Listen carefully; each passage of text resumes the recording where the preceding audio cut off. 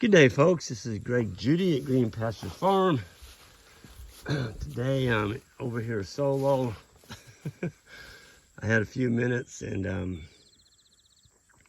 anyway, Johnny came over here yesterday, and I guess it was the day before. It was on Friday, and he dug this out with a mini hoe.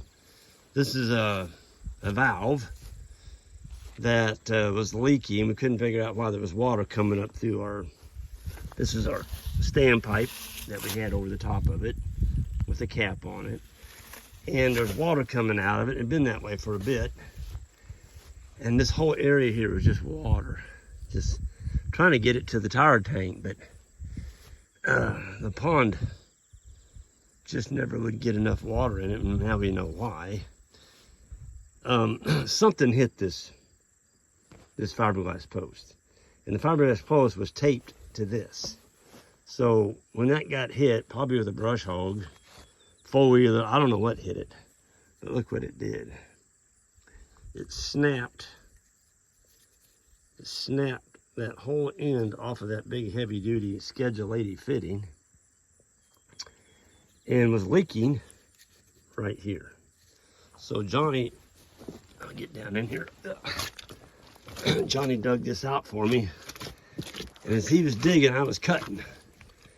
And so what happened was this end here used to be going the other direction, that way, toward the pond. Well, I looked at it and like, how am I going to fix this? I didn't have a valve with me. Johnny was already dug down to it, and I'm like, man, I'm going to lose my pond, because that's a 2-inch water valve. And I mean, it was pouring out of there. So what I did, I had a coupling with me. I primed it, put the coupling, and got it put onto this. I had a piece of pipe extending over to here. So when I cut that off, I mean, it was really getting with it. And Johnny was digging as fast as he could with that mini hoe, and he was emptying the water out. It was filling up just about as fast as he could empty it out. But he kept me out of water. And I was able to glue this, and I stuck it up on there, this old valve, turned it off. Let me back up. I left it on. So when I put that old valve over the pipe, the valve was open, letting all the water go through it. Well, as soon as I stuck it on there, and then I took this fiberglass rod and I rammed it in right behind here as a backstop. And I let it run for, I don't know, maybe a minute. And then I turned it off. When I turned that off, of course, that shut the water off to the pond. And I had this keeping my pipe on there, or the old valve turned around backwards now. And my glue had enough time to set up. So guess what I got to do this morning? I don't have any way to hook onto that, because there's the threads snapped off flush. So I found this at the house. Got a brand new valve. I've got it all primered up. And I'm not gonna be able to tape it because I'm by myself. And there's gonna be water going everywhere. I'm gonna look like a drowned muskrat when I get done here, but I'm gonna cut it right here. Right there, where I've already got it primered. I'm gonna cut this whole thing off. And when I do, I mean, there's gonna be water going everywhere. And I've only got about maybe a minute to make this repair, or I'm gonna be standing in water over my boots.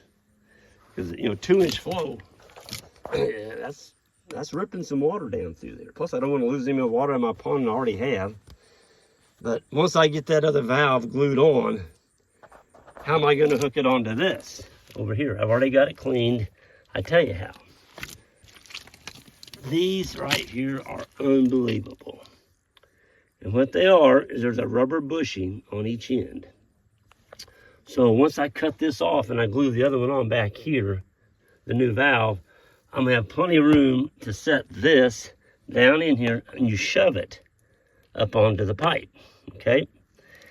And then you take the other pipe and put it into the other end of my new valve right here. And once you glue the new valve into there, I'm sorry, the new pipe, this is your sleeve. It slides back over both of them. And those rubber bushings seal it. So there's no glue joint. It's just rubber bushings. And I've used these for years, even on pressurized lines, and they hold really good. This is a well-made unit. I got it at a place called Water and Sewer Supply down in Columbia. And it'll be a snap for a gravity flow. This thing holds back high pressure water. Never had them leak either, so that's the plan. It's gonna be it's always stressful to cut the line and see all that beautiful water going down the hole, and you're hoping that your new valve holds, because if it doesn't, you're pretty much out of luck. Okay. Yeah, so I may cut that thing back here. No, I can cut it here because I still have this piece. I was just thinking, if my new valve doesn't hold, yeah, I can just go back and put another coupling on here, snap it back on, but there's no reason this won't hold. These are ball valves. I've got me I just painted it. I had these made. Actually, Jacob made these many years ago. It's a bung handle, and he made these special. It's got 2 steel probes on it, and it goes in here like this, just like that. And so you can turn the water on and off from up on top without putting your hand down in there. Okay, it gives you tremendous leverage. Those ball valves, they're hard to shut. Especially when you're reaching down in a hole. You don't have that much wrist. You don't have a good wrist leverage when you're sticking your arm all the way down to try and get to that. So I'm fixing to get wet. Wish me luck. Hopefully we'll get it all put back together, and it's gonna be going into that tire tank. This is all rainwater coming out of that pond, and we'll be back in business again. And I'll get this hole filled back in. It's a big hole. It needs to be, because it's gonna need to hold a lot of water when I cut this pipe. So that's what we got. Wish me luck, and we'll all see y'all next time. Everyone have a good one, and take care.